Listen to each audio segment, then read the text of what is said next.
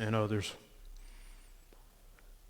And the reason why I'd hoped our visitors would be here this morning is because I wanted to, one last time, continue to flesh out this particular idea. We're discussing dissimulation. And the definition that I have is to conceal or disguise one's thoughts, feelings, or character. Romans 12:9, let love be without dissimulation. And you note the Greek word there. We'll get back to that in just a moment. And like we always say, we use Greek in a utilitarian fashion. We're not pretending to be Greek scholars, and we don't want to make it inaccessible for people, but we do want to use it to help bring out the details in Scripture that can make or break application. And last week and the week prior, I basically rephrased the verse in Romans 12:9 to say this: let love be without hypocrisy. I don't think I've ever heard anybody use the word dissimulation. Most of the time we would use the word hypocrisy, which would be how this word partially is being used. And if you recall, last week I said there is actually, to me, more depth here than just the idea of hypocrisy. And we made a side note for individuals who would say that the Bible is an outdated document that was shaped by the culture of its time, but then they would say that a value like this would be timeless. Nobody likes hypocrites. That pretty much, this idea transcends every generation. Nobody likes dealing with two-faced, hypocritical people. So I just think it's unfair for people who are skeptics to just dismiss the Bible out of hand because they say it's just an outdated document that was shaped by outdated culture of the day, but then they would turn around and say principles like doing unto others as you would have others do to you, and even the idea of loving your enemies, that can't just be from a worthless historical document that has no reference whatsoever. Now, as I rephrase the passage in Romans 12:9, let love be without hypocrisy, what I didn't mention was the American Standard Version actually translates it the same way. Let love be without hypocrisy. The New King James Version says, let love be without hypocrisy. Now let me pause here for a second. Can I bore you with some technical details and run a point into the ground for the sake of making another point? Can you stick with me for a moment? Part of this is going to be about giving a thumbs up to the King James. And I'm pretty sure nobody here would say that we're saying the King James itself, the translation is inspired. There are some hardcore Baptists who would try to make that argument that the King James is an infallible translation and every other translation is not to be trusted at all. I wouldn't say that, but I am giving a thumbs up here to the King James, and you'll see why, hopefully, in just a moment. The ASV says, let love be without hypocrisy. The New King James says, let love be without hypocrisy. Now, you may say, wait a minute, you're giving the King James a thumbs up, but then you're retranslating the King James in Romans 12:9 to agree with the American Standard Version and the New King James Version. What gives here? Here's why I'm going through this somewhat painful exercise. I'm saying there's more than meets the eye here. And we're using our illustration about dissimulation here to prove a point about the words being used. On the one side, you've got hypocrisy being used in the text. And then on the other side, I'm saying dissimulation can mean disguise. And somebody says dissimulation, hypocrisy, disguise, concealment. This seems to be like you're really trying overly hard to prove a point. But hopefully this will come out as we move to our main point in the lesson this morning. Here's why I'm doing this. Again, let love be without dissimulation. And I retranslated that to say hypocrisy, which other translations use. And I'm saying even when you retranslate dissimulation to a more simplified word that we would be familiar with, to hypocrisy, I'm saying even with that, there's more than meets the eye. And here's why I say that. Notice a comparative verse. And again, here's why we have the Greek highlighted. Anupokritos, however you want to pronounce that. Notice 1 Peter 1:22a, first part of the verse. Seeing you have purified your souls in obeying the truth through the Spirit unto unfeigned love of the brethren. Notice the word, anupokritos. And we always say the word a at the beginning of a Greek word is a negation. And Peter's saying here, unfeigned love. Same word as Romans 12:9, which is translated dissimulation. Now, if you notice, here we're doing version play again. Young's literal translation translates Romans 12:9 like this, the love unfeigned. So now you've got, let love be without dissimulation. In the King James Version, the ASV says, let love be without hypocrisy. And Young's literal translation says, Romans 12:9 should say, love unfeigned. How's that for layers to peel back? And then somebody would say, this is why I don't study the Bible. This is like super difficult. Why is it like this? But I'm saying there is meat there that doesn't get exposed. And here's where I give the thumbs up to the King James. It doesn't get exposed unless you're referencing the King James. Why? Because they translate it right every time? No, because you get to go back for yourself and look at the meat and potatoes and the depth of the original words. YLT says, the love unfeigned. Now, here's where another person says, I don't even know what unfeigned means. What am I supposed to do with that? That's true. Most people don't use the word unfeigned. Boxers will use a word called a feint, which means a fake punch. That's really what unfeigned means, or feigned. Feigned means false, a pretense, which also means pretending, and fake. Now, do this.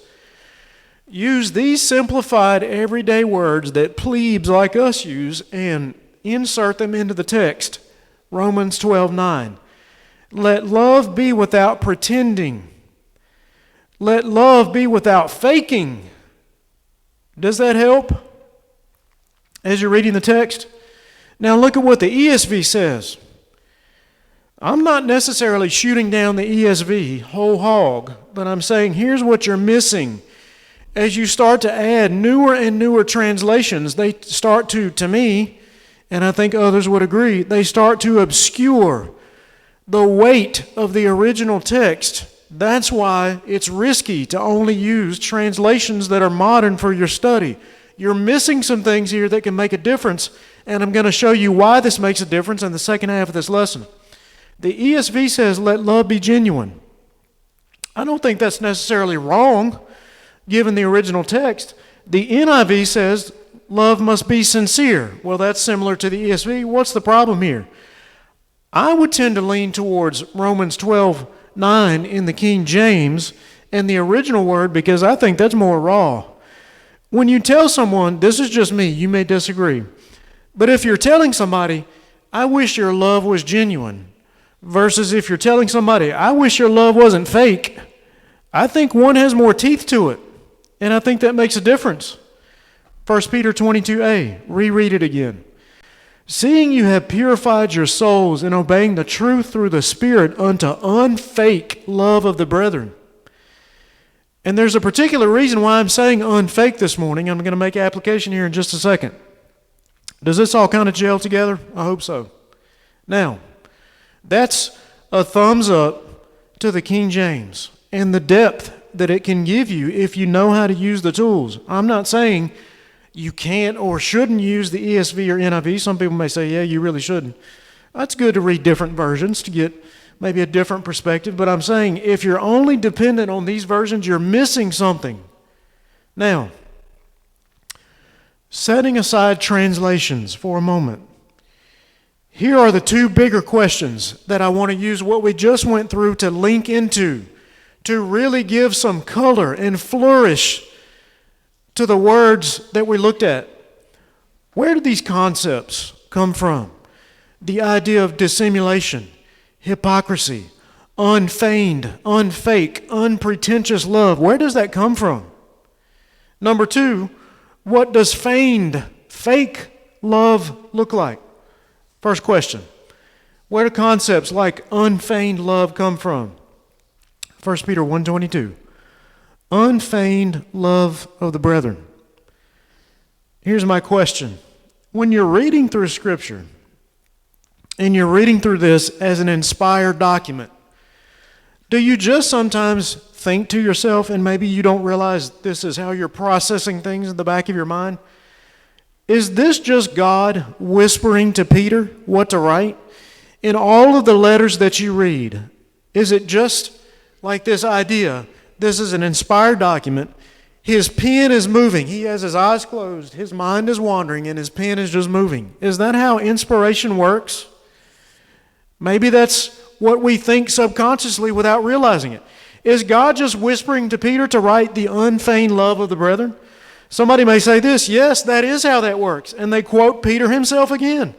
For prophecy came not in old time by the will of man, but holy men of God spake as they were moved by the Holy Ghost. And somebody would say, yeah, that is how it works. They spoke as they were moved. Wait a minute. That's prophecy specifically, if you notice. I'm not saying that doesn't happen. Obviously, Peter says, when it comes to prophecy, the men who spoke it, they spoke as they were moved. So there has to be some credence to that idea. But is it also possible that man's own personal agency isn't just completely excluded from the process? Or is it the case that God is allowing the agency of the individuals and furthermore, some of their lived experience to be involved in writing the document that we have? Is he just pushing them and pressing them to write it all? Or are they actually interjecting some thought and heart into the matter? Number 2, what does fake love look like? Now, some people may reflect on male-female relationships and maybe sour experiences. And that may be your frame of reference. But we're looking beyond just the intersex relationships here. This is how men treat men and women treat women, and this would encompass how humanity treats each other, and specifically how Christians do or do not, should or should not treat each other. What does fake love look like? Galatians 2:11. Now, we've been over this territory multiple times in the past few weeks, and here amongst ourselves, we've been over this territory like who knows how many times through the years. Well worn. Galatians 2:11. But when Peter was come to Antioch, I withstood him to the face, because he was to be blamed. And if you recall, historically, this reflects back to Acts chapter 15, where Judaizers came down to Antioch and tried to press the Gentiles there to follow the law of Moses, specifically to be circumcised. They go back to Jerusalem. Paul, Barnabas, and some of the others, Titus, that we would find out later, go with them to dispute the matter. They get it hashed out. They come to an agreement, and they agree we will only bind on the Gentiles certain necessary things, and the rest we will leave them alone. But then when Paul gets back to Antioch and Peter comes down, Paul says, I withstood him to the face because he was to be blamed. The matter's not completely settled yet. We've got some loose ends to tie up. Why? What happened? Before certain individuals came from James, who Paul would say in a minute he thought was a pillar of the faith, before certain individuals came from James, who was a Jew, Peter ate with the Gentiles. But when those individuals came from Jerusalem, he withdrew, Peter did, and separated himself, fearing them which were of the circumcision. And the other Jews dissembled, look at the word, however you want to pronounce that, to act hypocritically in concert with. The other Jews dissembled likewise with him. And now somebody says, now we're back full circle again to the idea of dissimulation. I thought you were trying to get away from that. But all of these concepts, dissimulation, unfake love, disguising your intentions and your feelings, those are all wrapped up in the same, I don't want to say complex, nuanced ball of ideas. The other Jews acted hypocritically with Peter. And Paul said in Romans 12:9, let love be without hypocrisy. Now, here's the thing. As you're looking at this instance of interpersonal behavior that we have looked at, who knows how many times, we all know Peter is being hypocritical here. The behavior is hypocritical. But the reason why I'm digging so hard this morning is the behavior is just a physical manifestation of the root cause. Matthew 15:9. Jesus said, out of the heart proceeds evil thoughts. 1 Peter 1:22, the second half of the verse. Peter says, see that you love one another with a pure heart. That's the root of the problem. Now, back again to Romans 12:9. The ESV said, let love be genuine. But I favor the King James and the teeth that it has. Let love be without pretending. Let love be without faking it. Now, what does that have to do with the material in Galatians 2? In Galatians 2, at least as we're looking at it from this perspective, to me, the question is not if Peter genuinely loves them. If Paul is telling Peter, you're acting like a hypocrite, can you really say that you really love somebody? That's not even the question here in Galatians 2. He's not loving them, not fully, not in a perfect, complete, mature sense. The question is, which way is he faking? You say, well, I'm not sure what you mean by that. Is it the case that Peter is pretending when the Jews show up, he's pretending to be a Jew, but secretly he really likes the Gentiles, but he just can't help himself when his national brethren show up and all of the baggage that comes with that? He just can't help himself. The peer pressure is too much. Is that the way he's pretending? That he really likes the Gentiles, but when the Jews show up, he just can't help himself? Or is it the case that he's pretending when he's with the Gentiles that he likes them when really he can't stand them? And when his Jewish brethren shows up, then he backs off. Which way is it? It's kind of hard to tell, really. If we didn't have some additional detail that we'll look at in just a moment. Somebody's at the back door. It's really difficult to tell. Which way is Peter faking? And that's why it's so dangerous. Duplicitous love. Well, there he goes again with those words we don't speak. What does duplicitous mean? You're riding the fence. You're trying to have it both ways. Isn't that what he's doing? And that's why it's so dangerous. You can't get a read on people. Duplicitous love is so dangerous. And if it's duplicitous, can you really call it love? It's so dangerous and wrong because it fundamentally erodes people's trust. That's why fake love is dangerous. And furthermore, here's what's at stake. The peace between Jew and Gentile is already tenuous here. And now, the risk is this. If you ruin an already tenuous partnership, then the potential blowback that can result from that runs the risk of entrenching both classes even deeper than they were before this all got started. You're trying to build the bridge, somebody blows it up, and everybody says, well, we ain't doing that again.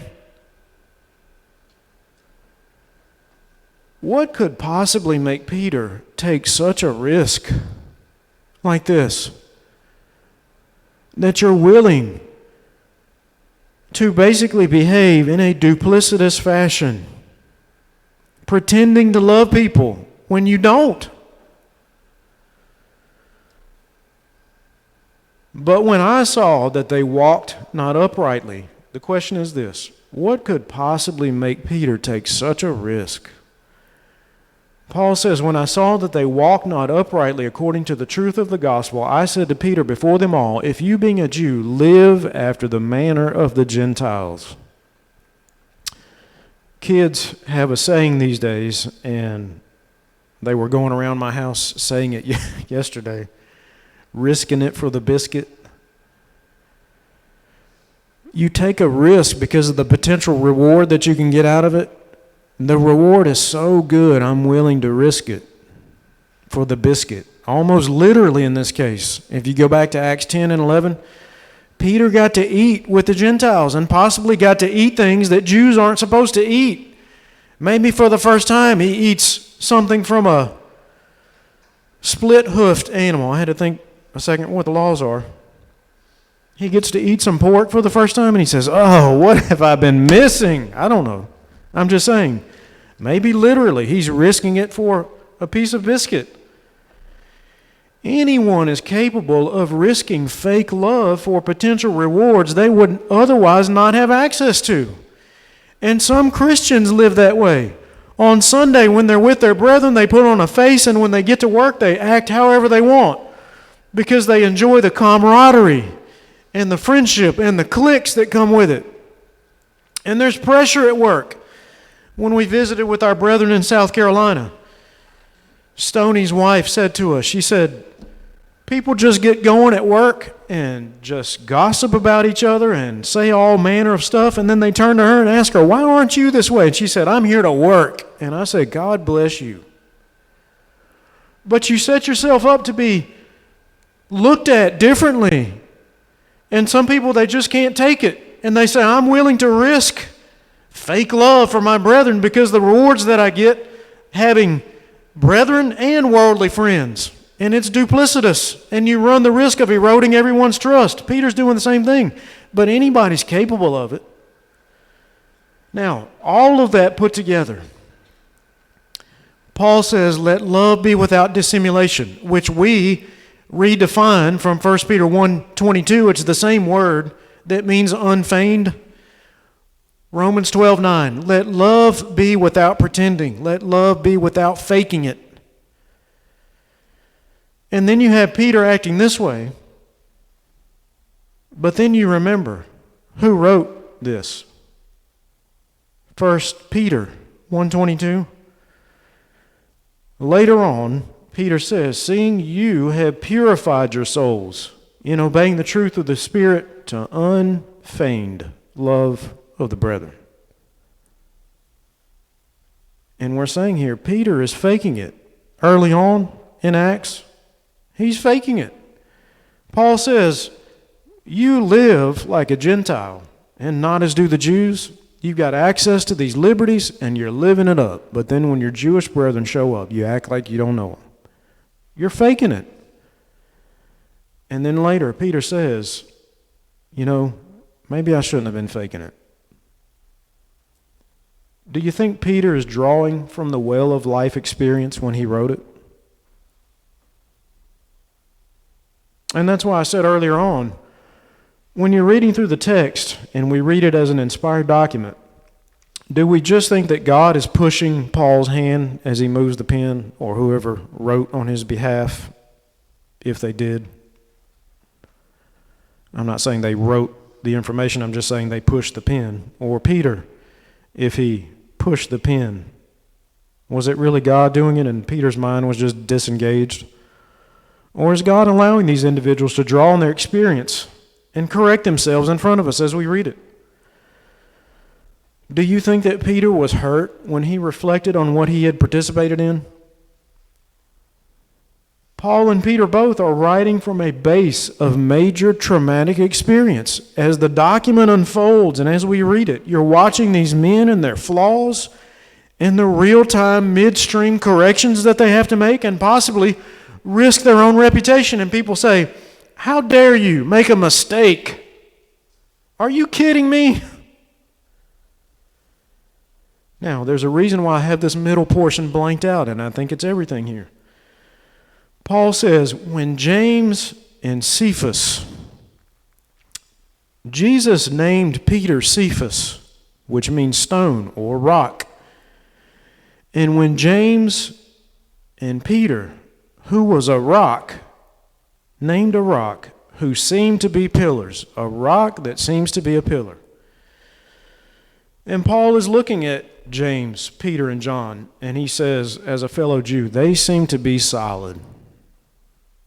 And when they saw the grace that was given to me, that we should go to the heathen and they to the circumcision. And Paul is saying, you would think that when they accepted me because of the grace that was given to me, they would accept the Gentiles because of the grace that was given to the Gentiles. That we, that is Paul and his company, should go to the heathen, and they, Peter and his company, should go to the circumcision. But when Peter was come to Antioch, when Cephas, the rock, was come to Antioch, I withstood him to the face because he was to be blamed. Here's how I'm applying that this morning. This is just me. When I'm reading the mission that they had then to unify Jew and Gentile, to me, that's a symbol of God's ability to reconcile his creation to himself. And I'm quoting Romans 5:10. When we were enemies, God reconciled us to himself. In Ephesians 2:11-22, he broke down the middle wall of partition between Jew and Gentile. That's a symbol for what he does to us as sinners.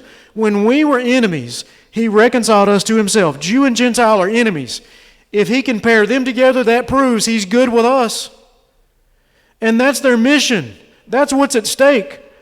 Peter and his company to the Jews, Paul and his company to the Gentiles, for the sake of unifying them as a symbol of what God has done for all of humanity with himself.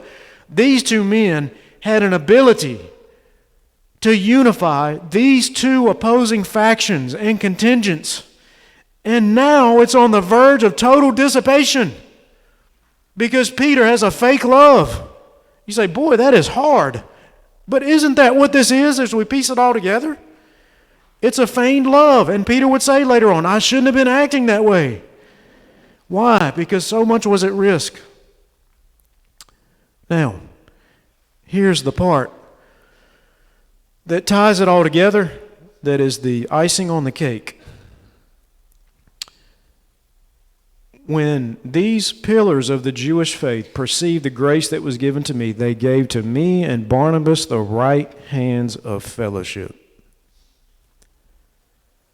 Speaking of dietary laws that Jews had, this may be somewhat dated now, but parents used to tell their kids, you can't have dessert till you eat your dinner. You can't have fellowship unless you first have love. And that's the basis of all of it. And this was extended to Paul and his company until Paul said, you know what, Peter, I don't think you're really loving these people. And I just can't work with you until we get it sorted out. There's a new meaning to pretend friend. You know, kids play games where they have little pretend made-up friends. But that's not what this is. We're not talking about talking to invisible friends. We're talking about talking to real friends, but pretending like you love them as a friend when really you don't. And I wonder, and I tell my wife all the time, she knows I don't have a good poker face. Like, I just can't. I don't know how to do that. I can't play practical jokes on people because I don't have a good poker face.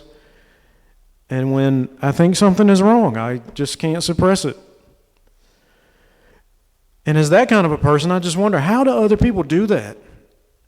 How do they fake being a friend to you? Isn't that exhausting to people to be that way? And I'm excluding this, the minor annoyances that we all have with each other, even as Christians. This is not under that umbrella. Like we just get on each other's nerves as human beings. I wouldn't say that's anti-Christian. Matthew 16:5. When Jesus' disciples were come to the other side, they had forgotten to take bread. Boy, I'm saying you go on a camping trip and people leave food behind or something like that. Brethren, family, whatever, just little stuff like that. It just gets on your nerves. You left the what at home? How are we supposed to eat? Well, that wasn't the problem here. Jesus could easily conjure bread. They already knew that. When they had forgotten to take bread, Jesus said to them, take heed and beware of the leaven of the Pharisees and Sadducees. And they reasoned among themselves, saying, it's because we have taken no bread. When Jesus perceived, he said unto them, O ye of little faith, why reason among yourselves, because you have brought no bread? Do you not understand? He's saying, he's irritated, I think. How do you not get this? Do you still not understand? Neither remember the 5 loaves of the 5,000 and how many baskets you took up, neither the 7 loaves of the 4,000 and how many baskets you took up. Do you think he's irritated with them?